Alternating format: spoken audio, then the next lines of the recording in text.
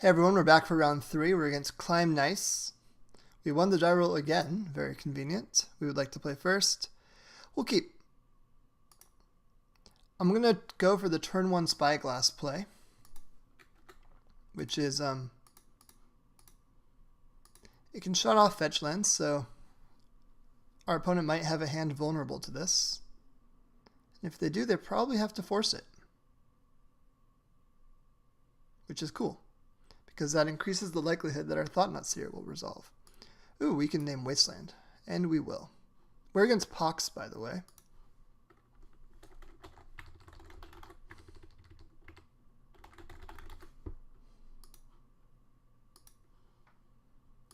Which is a deck that aims to completely rip the resources out of everyone. So they could do something like Swamp Dark Ritual Smallpox right now. And they'd lose their only source of black mana.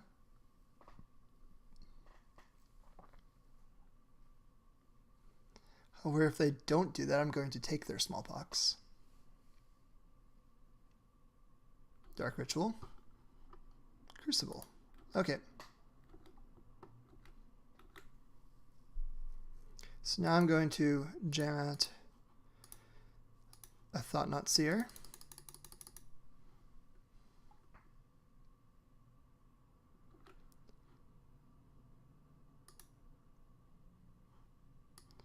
Our opponent's got a Hymn to Turok, which I don't particularly love. They've got a Smallpox, which I don't particularly love. I think I'm more afraid of the Smallpox than the Hymn. So I'm going to take the Smallpox. And I like my lands, I want to keep them. My lands make me happy. If my opponent rips my hand apart, that's okay. So they're not hymning me this turn, unless they drew Dark Ritual.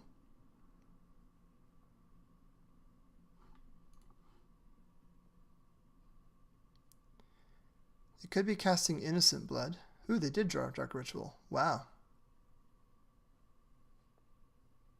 They could be going for the Deluge. Okay, they went for a Toxic Deluge. X equals 4.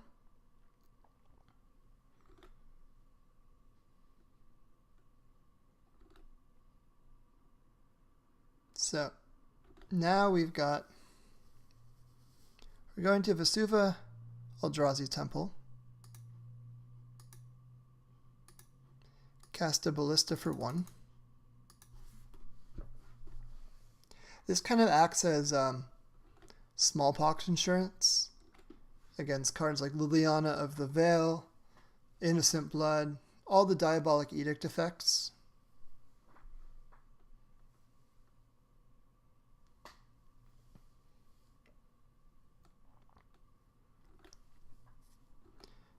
This turn, I could Chalice on 2. Or I could play Endbringer. If I play Endbringer, they're going to spend their turn deluging down to 11. Or I guess they'll be at 10. At which point I cast Reality Smasher, but then they could Smallpox. I think I'm going to Chalice on 2. I don't want to get hymned. Seems like a bad way to go out.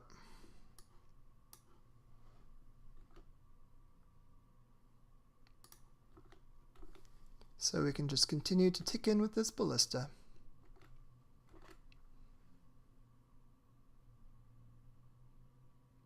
Very convenient. Our opponent drew the second black, but they can no longer get us.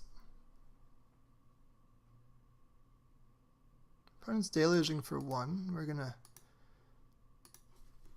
use Ballista in response. Put them to a modest 13 life.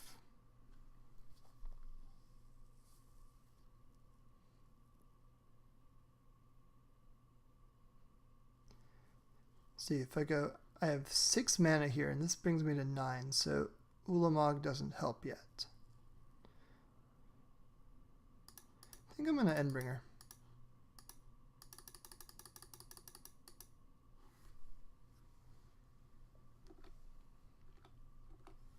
If our opponent has a third Toxic Deluge, they will use it. Undoubtedly. Or Liliana of the Veil. Yep, there's a Liliana, which unfortunately is going to Diabolic Edict us. Sacrifice.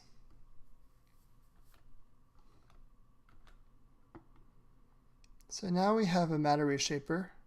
We technically have access to 7 mana, because this taps for 2, 6, 7. But that does not cast these two together, that's 8. So we will unfortunately just cast a Reality Smasher for full retail and attack,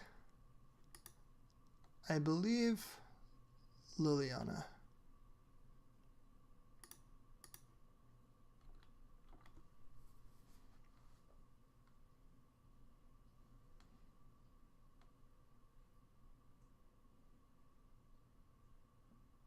We're getting pretty low on life. It's something that we need to be aware of.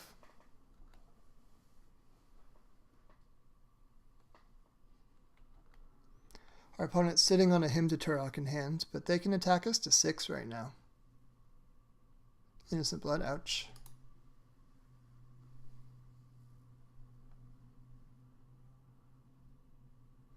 Yep, so Factory's coming in. Oh, we can't Grim Monolith. We have a Chalice on 2. So what we can do here is cast double Matter Reshaper.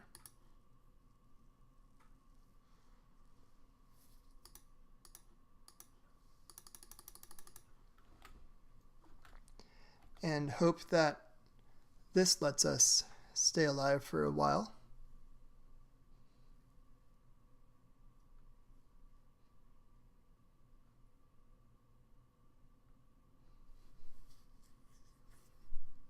It should beat our opponent. Granted, they're probably going to Animate Factory and attack anyway, given that they can just replay it due to Crucible of Worlds. We're going to double block in case there's some sort of removal spell happening.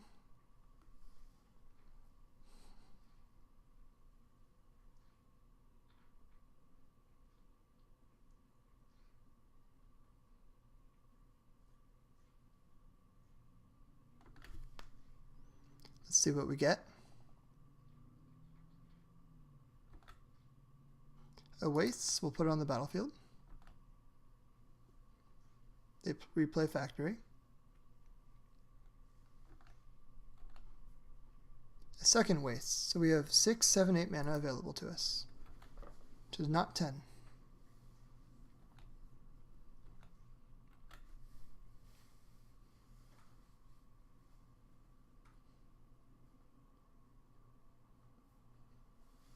Inquisition of Kozilek takes our Grim Monolith,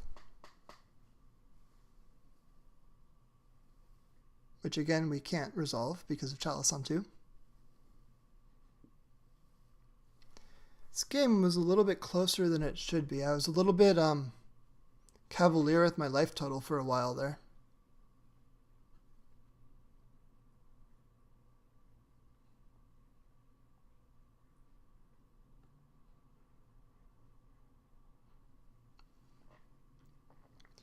The obvious play our opponent can make is to Animate Factory and attack.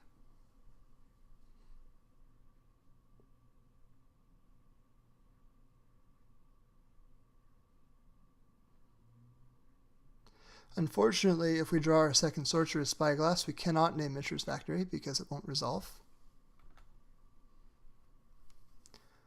Unfortunately, Chalice on 1 costs 2. We might want to Chalice on 3. That puts us to 2. Is that correct? Yeah, because we have to tap this to do that because we have 6 mana.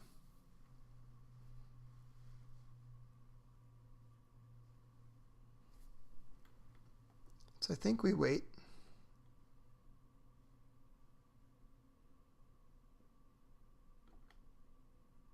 don't attack.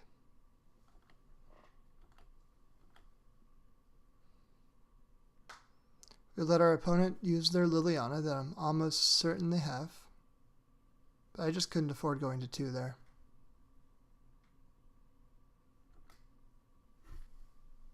No, interesting. Grim Monolith, again, we can't do anything with. It's too bad they didn't trade with us, or we could have just put it on the battlefield. That actually gets around Chalice. Tabernacle. We're going to pay the Tabernacle tax.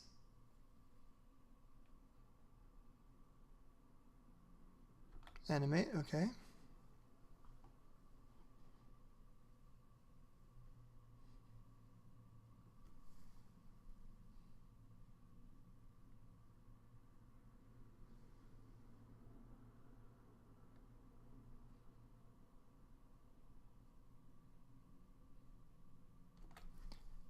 Coming in, I will block. No. Okay, I will pay 1. Eldrazi Temple. So right now we have 6, 7, 8, 9. We just stay patient. And then Ulamog will come in and probably hit the 2 swamps. No, that's greedy. That loses to a swamp and innocent blood or something. Okay, our opponent conceded. They saw the Ulamog coming next turn. And I guess they didn't have a good answer. So Chalice is pretty good against them. All his dust is fine at best. Thorn effects are actually pretty good. They're a pretty mana-light deck. Leyline of the Void has some argument to be playable. Ratchet Bomb seem good. Can go to 3 and destroy stuff. Karn's Planeswalkers are great in general. Grim Monoliths are good. Spyglass is good. Thought-Knot Seers are fine. Smashers are fine. Endbringers are fine. I think I can probably cut 1 Ulamog just because they're so slow and expensive. And use that to maybe play a Warping Wail.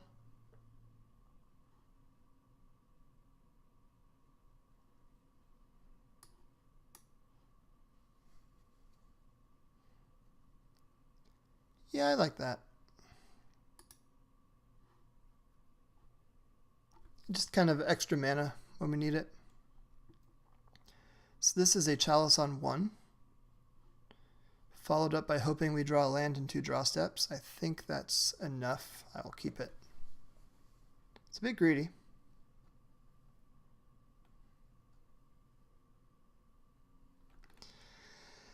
Now our opponent knows what's going on, that Chalice is a thing of the past.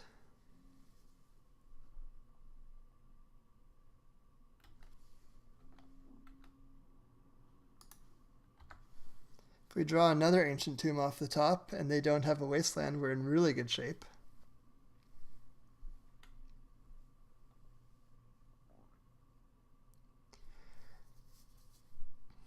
They don't have a Wasteland.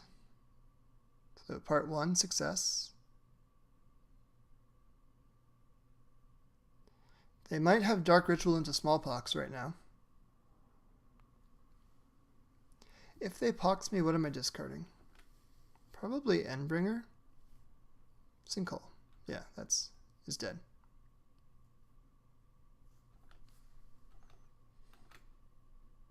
Okay. Very unfortunate. Cursed Scroll. Vesuva will copy Swamp.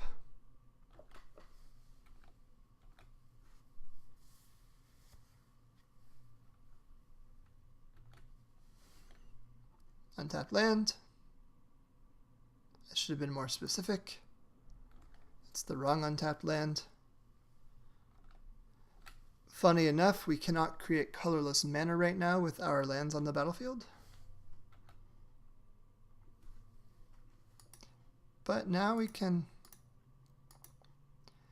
I think we're going to do Grim Monolith into Thran Dynamo. just because this is a lot of extra mana forever.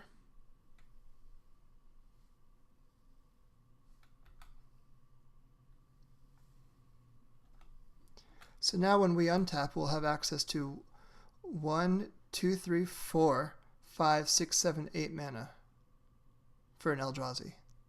So that's pretty cool. It turned around quite quickly. We did turn, of note, they couldn't cast anything that cost double black until we played our Urborg, and now they can. They're Maze of Ith and Tabernacle now tap for land, tap for mana. So they him us. We lose Thran Dynamo and Karn. That's okay. We're tough and can handle that sort of thing. So we have access now to, we can tap 2 mana to cast a Thought-Knot Seer.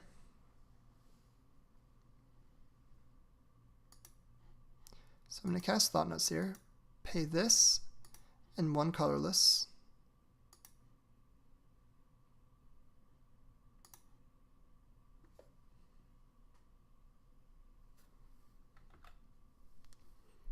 So Innocent Blood and the Abyss. The Abyss is pretty scary.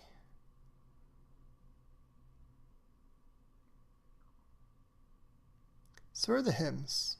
The hymns are pretty annoying.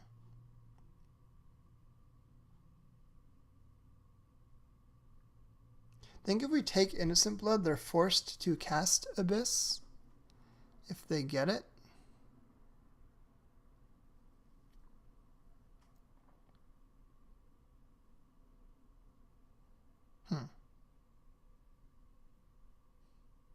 Or we can play Endbringer now anyway.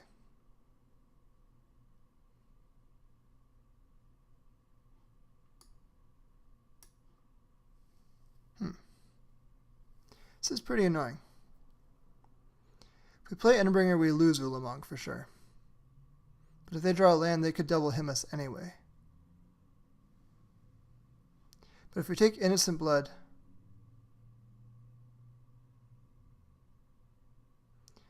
they have to tap out to Abyss.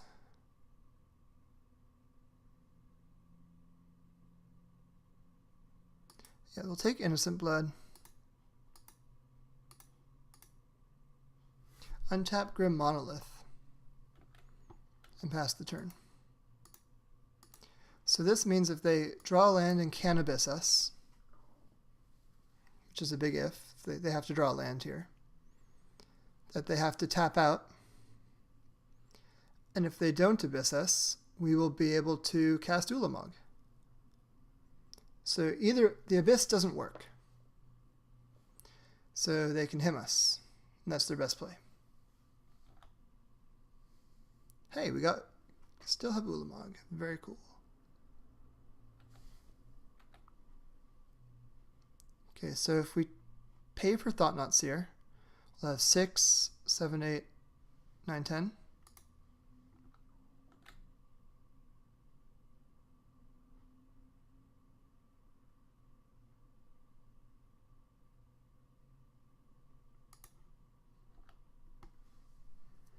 Glimmerpost is a fine draw.